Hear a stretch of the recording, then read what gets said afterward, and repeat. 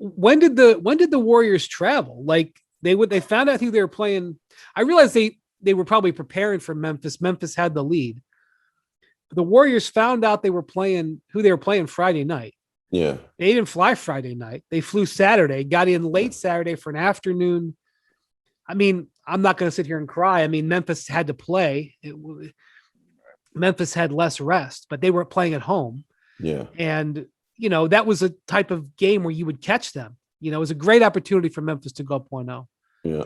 And Memphis and Minnesota is so close that Ja was able to go to the Allen Iverson high school all-star game, which I don't know where exactly that was at, but he certainly looked spry dancing on the sidelines there. Keep in mind this too, that after the Warriors play and Memphis play game 2, they don't play again till Saturday. So you're giving these old dogs 3 days to get their bodies right, 3 days to rest, Steph 3 days to rest, Clay 3. I mean, if they somehow, even if they split, but if they could somehow get the second one and then have 3 days off before playing at home, yeah, I mean, this is, I hate to say must win early, but the Grizzlies have a must win in game 2 for sure. Yeah, and same with the Celtics-Bucks series. There's 3 days off between 2 and 3, and I'd like to say thank you because this old dog like to have a couple of days to recover after all the time on the road. Yeah, it was a really interesting final play. And by the time this pod comes out, it'll be kind of old by then. But they basically ran, in football terms, they ran a jet sweep for Morant. They put him way in the backcourt, and he gets this running start. And then was it Bain? Somebody, like, I don't care who, but they pitched him the ball. It was like an option play. It was a great play. And he comes flying off. And again, to keep it in football terms, Klay Thompson set the edge. Unlike what happened against Minnesota, where, Ant went for the pick. Anthony Edwards went for the pick. And, basically then Ja was able to choose his route to the rim. Klay played much better defense on it. And I'm sure that the Warriors, because I think Ja was 3 of 3 in late game situations, in last 3 of 3 this year on last possession shots to tie or go ahead. And I'm sure they studied that, and I'm sure they went over it. And I'm sure that they knew that Ja prefers to go left in those situations.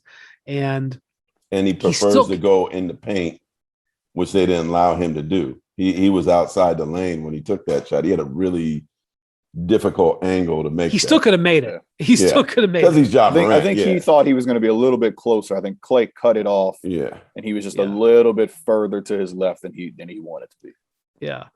So, but I agree. And then, they bring Poole off the bench, which you can tell that Steve Kerr is going to be juggling, trying to weigh that lineup, because they're just not as good defensively with that lineup with Poole, with Poole and the 3-guard lineup, but he's so good on offense. I mean, next time we have Bobby and Marc's on, we'll go over the finances. Spears, they're going to have to give Jordan Poole how much he's eligible for. He was a 28th or 29th pick. Yeah. He's in the same draft class as Ja and Zion. So like Ja and Zion, eligible for an extension this summer. They're going to have to pay him, man. They're going to have to pay him. I don't know. I don't know how much, but yeah, they may have to go deep on him, and they're already paying so much money. I mean, I don't regret voting for Ja for most improved. I know that that's a thing. I'll stand proudly on that choice. But talk about a come up. I mean, yeah.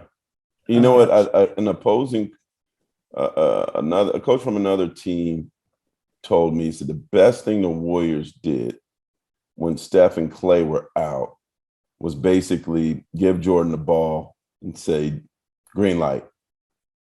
Do whatever you want to do. If you make a mistake, you make a mistake. But just gave him the green light. They also, and I wonder how he looks back at it now. Like, he spent a lot of time in the G League.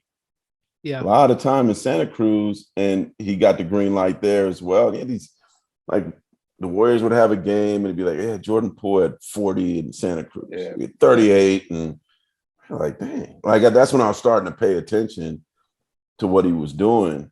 And so the Warriors just did a great job of letting him grow. I kept hearing that his work ethic was the best on the team. I was like, best on the team? Oh, better than Clay and Steph?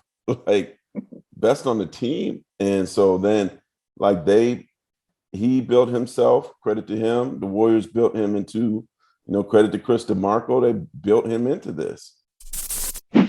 Thanks for watching ESPN on YouTube. For live streaming sports and premium content, subscribe to ESPN Plus right now.